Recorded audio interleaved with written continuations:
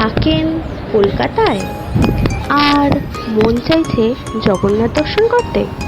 স্কুলে পড়ে গেছে গরমের ছুটি, কলেজেও ছুটি পড়লো বটে, কিন্তু অফিসে তো ছুটি নেই।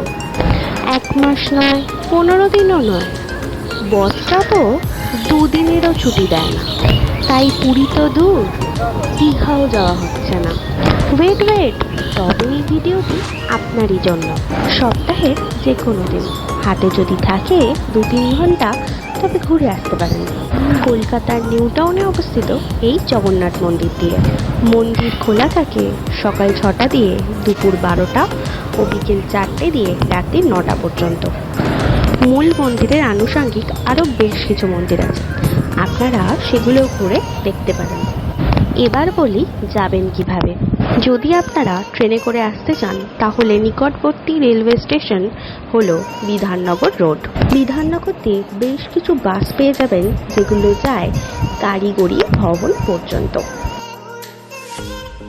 কারিগরি ভবনে নেবে সেখান থেকে মাত্র 5 মিনিটের হাঁটা পথ। এছাড়া মেট্রো করে এলে শ্যামবাজার দিয়ে অনেক বাস পেয়ে যাবেন। KB24, KB16, K1 ইত্যাদি। মন্দির দর্শন যদি তাড়াতাড়ি সম্পন্ন হয়ে যায় তাহলে ঘুরে আসতে পারেন এয়ারক্রাফট মিউজিয়াম দিয়েও, এখান থেকে একদম কাছে। এয়ারক্রাফট মিউজিয়ামে কিভাবে যাবেন, কখন খোলা থাকে, টিকিটের ফেয়ার কত, সেই বিষয়ক সমগ্র তথ্য শেয়ার করা আছে অন্য একটি ভিডিওতে, যার লিঙ্কটি শেয়ার করে দিলাম ডেসক্রিপশন বক্সে।